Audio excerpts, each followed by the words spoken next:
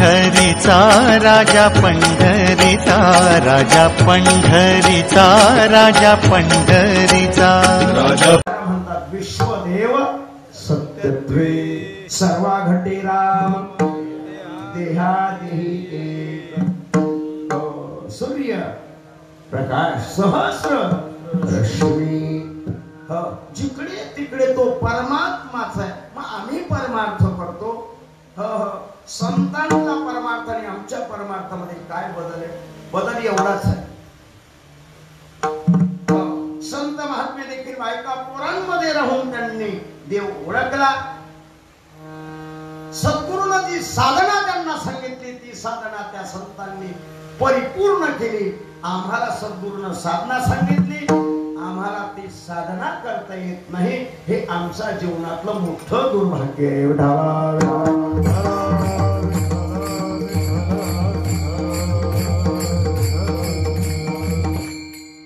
जीवनामध्ये ही अवस्था परमार्थामध्ये येते. हा अनुभव जीवनामध्ये यावा.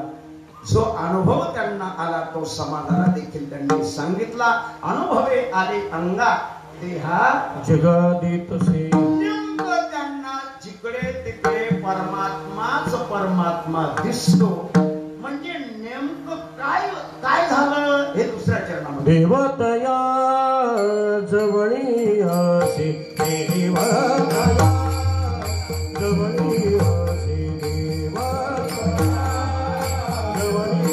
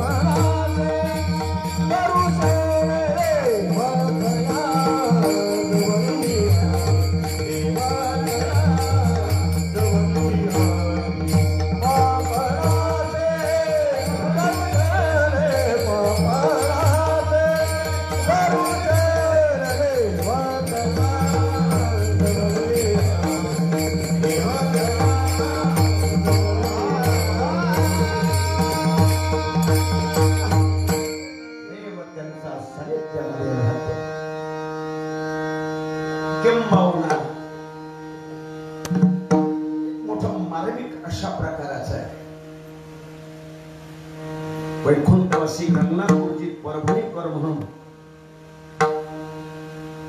विश्वदेव सत्यत्वे परमात्मा जर सर्वत्र आहे तर देव साधना करणाऱ्यांजवळ राहतो म्हणण्यापेक्षा देवच त्यांचा जवळ असतो. विठाला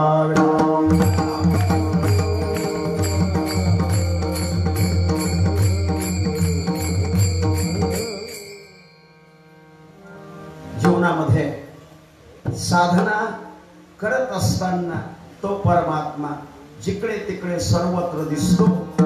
नेहमी आपण पहा काकड आरतीमध्ये काकड्याचा आनंद खूप खूप आनंद आहे. 7 दिवस कीर्तन ऐकू नका, फक्त एकच काकडा ऐकत जा. विठाला विठाला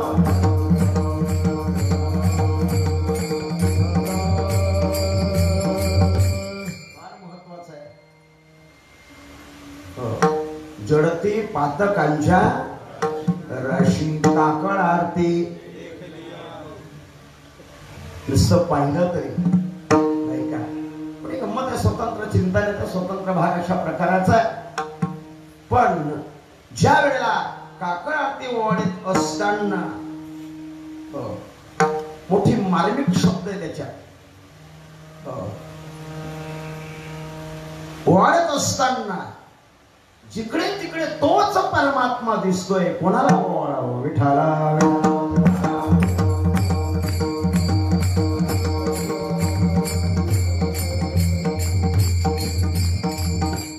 सांगत नाही आता, वेळ आपली संपलेली आहे.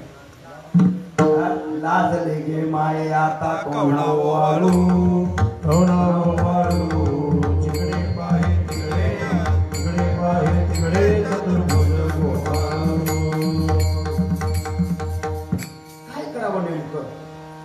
अरे स्वयं तोच स्वतः तो झालेला आहे, कोणाला ओवाळायचंय?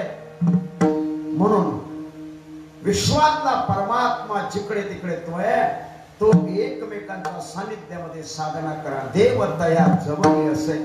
आता जिथं देवच त्यांचा सानिध्यात आहे तिथं पाप येईल तरी कसं येईल का? पण चिंतन अशा प्रकारचं आहे. पाप नासे दर्शनही. नामधारक असणारा, नाम साधना करणारा, तिथं पापाचं दर्शन होईल तरी कसं आहे? स्वतंत्र अशा प्रकाराचा विचार आहे. पुढे ऐका. ते आसुरी संपत्तीचे जे गुण आहे, दैवी संपत्तीचे 26 गुण आहे, आसुरी संपत्तीचे 6 गुण आहे.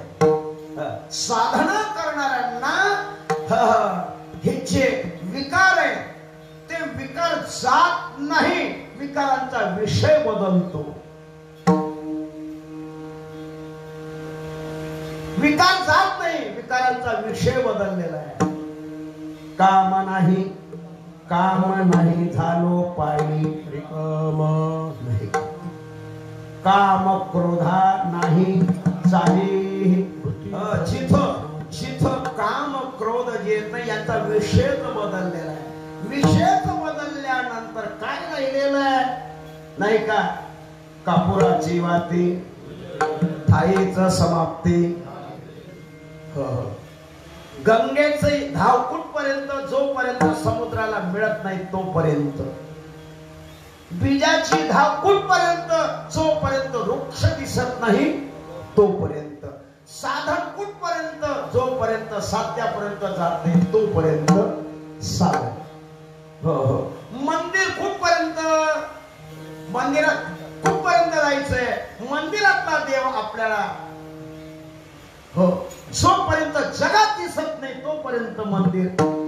मंदिरातला देव सर्वत्र दिसायला लागल्यानंतर मंदिरातच काय? पूजा ध्यान जप त्यासे नाही. पूजा ध्यान जप त्यासे नाही. पूजा ध्यान जप त्यासे नाही. पूजा नाही, ध्यान नाही, धारणा कुठपर्यंत? जोपर्यंत अवस्था बदलत नाही तोपर्यंत साधन करायचंय.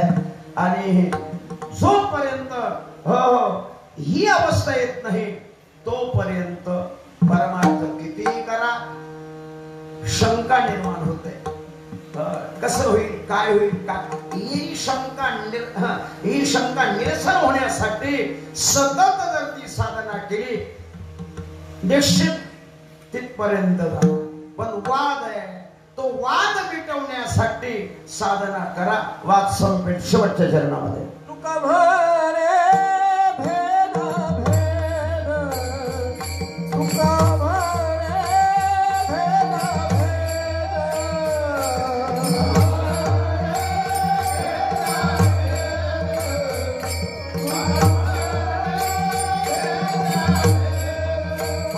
तुका भरे भेद भेद, तुका भरे भेद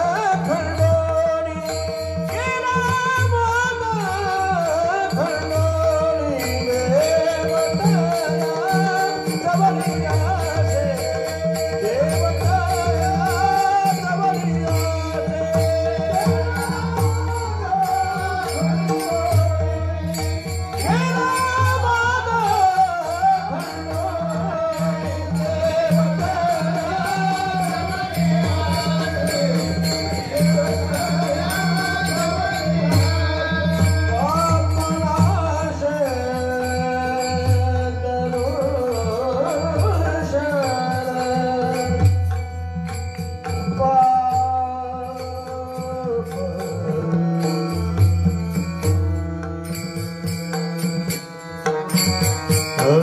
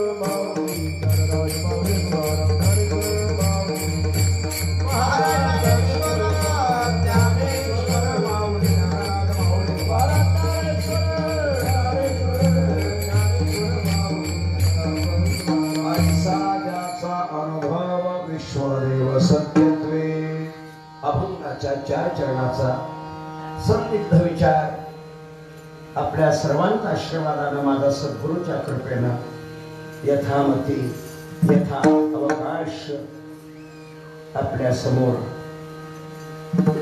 मांडण्याचा प्रयत्न केला. परमार्थ जीवनामध्ये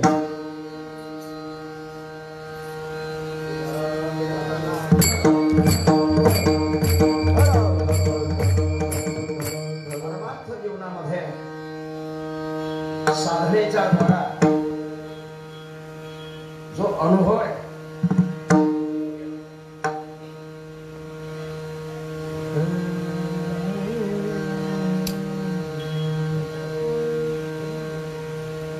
विठाला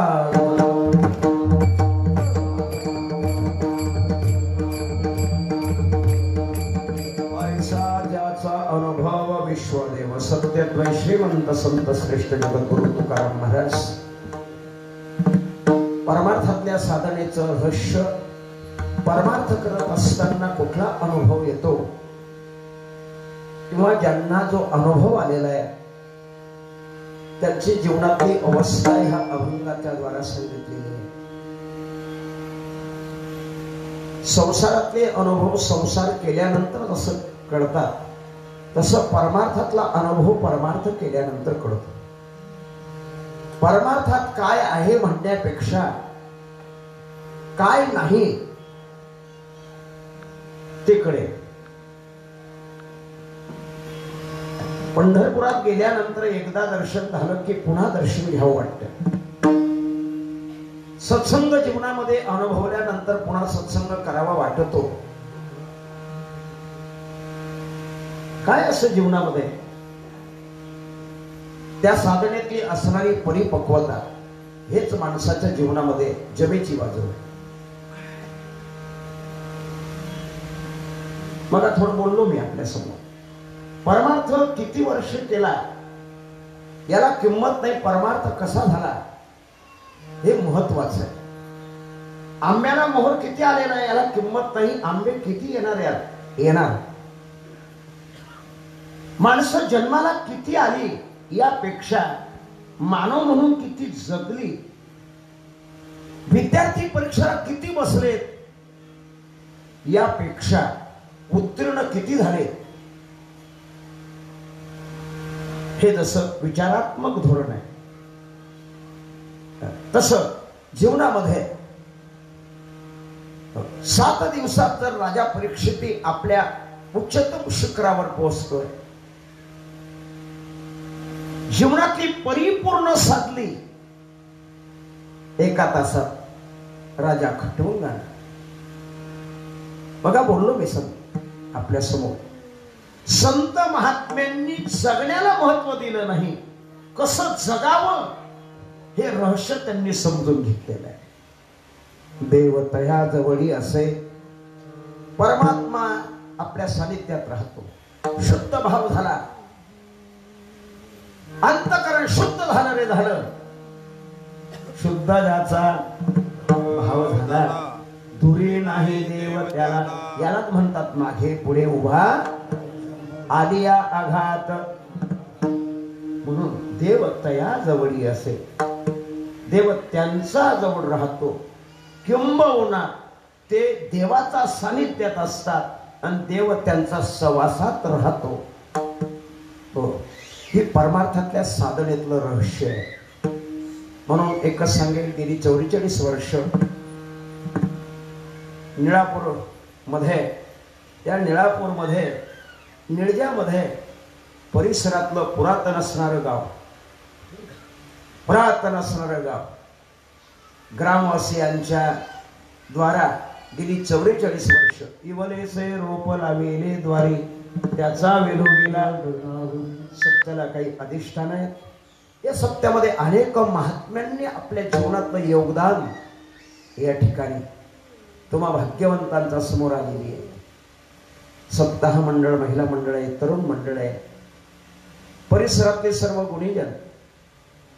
आनंद वाटला मला एक गायनाचार्य म्हणून तुम्हा भाग्यवंतांचा सानिध्यात अगदी समरसता, अगदी गायन विशारद म्हणून अगदी लहानपणापासून मी संतोष महाराजांना पाहतो. अगदी जीवनामध्ये शिकवण्याची हातोटी, समजून देण्याची एक स्थिती, हो खूप. आणि मला ज्या वेळेला सांगितलं लालचंद दादांनी, केशव पाटलांनी, इथं संतोष महाराजांची आम्ही वाट पाहतोय, म्हणजे किंबहुना जीवनामध्ये यांची वाट पाहावी लागत नाही, ते येत असतात अगोदर. पण अडथळे निर्माण झाल्यानंतर कुठे जातील याचा भरोसा नाही.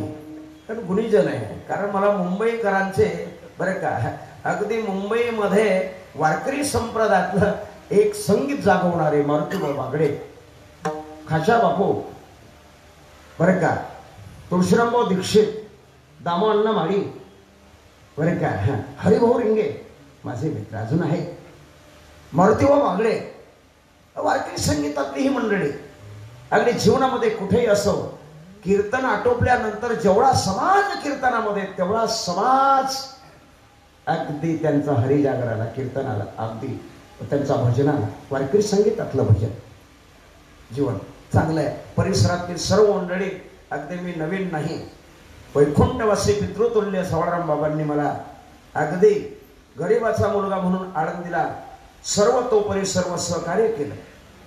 हो, परिचय झाला महाराज रामदास बाबा मनसुखांमुळे. रामदास बाबा मनसुखानं सांगितलं, हा गरीबाचा पोरगा आहे बुवा, सवळराम बाबा तुम्हाला लक्ष द्यावं लागेल. सवळराम बाबांनी एकच सांगितलं, काय होय बाळा तुम्हाला?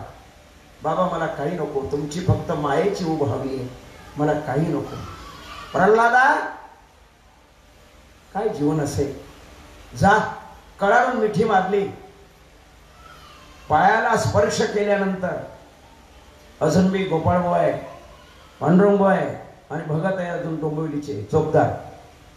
जीवनामध्ये सज्जनांनो ही महात्मे. अरे ढगाळ गेलेला सूर्य पुन्हा दिसेल बाबा, पण दृष्टीआड गेलेली व्यक्ती पुन्हा दिसत नसते. राहतात त्यांच्या आठवणी, राहतात त्यांचा जिव्हाळा, राहतात त्यांचं कर्तृत्व. म्हणून का म्हणू नये, गेले दिगंबरेश्वर विभूती, राहिल्या त्या कीर्ती जगा माझी. 2 वर्षापूर्वी वासुदेव महाराज आवर्जून या ठिकाणी जागेवर, कुठेही असं माझं कीर्तन त्यांनी बोलवावं, मी यावं, पण समोर त्यांनी आवर्जून उभं राहावं. काही वेळेला स्वतः त्यांनी पखवाज वाजवावा. नंतर त्यांची डायलिसिसमुळे तब्येत बिघडली, पण हसत खेळत या लोकातून आपल्या वडिलांसारखा निरोप घेणारा वासुदेव महाराज या भागातला एक मोठा महात्मा आपल्या पाय डोकं ठेवेल. सत्ता मंडळाने मला हात मारली, तुमचं सर्वांचं दर्शन झालं. करविली तैशी केली वाकोळे केले देवलाने, शब्दाचे पै करुण्यालंकार, तेणे विश्वंभर पूजियेला. विठ्ठल जय